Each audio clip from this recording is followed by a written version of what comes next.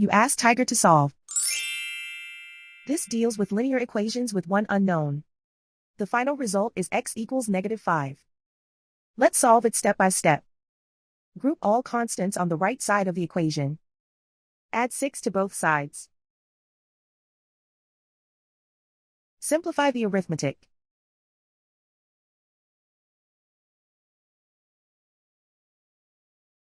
Isolate the x. Divide both sides by -4. Cancel out the negatives. Simplify the fraction. Move the negative sign from the denominator to the numerator. Find the greatest common factor of the numerator and denominator. Factor out and cancel the greatest common factor.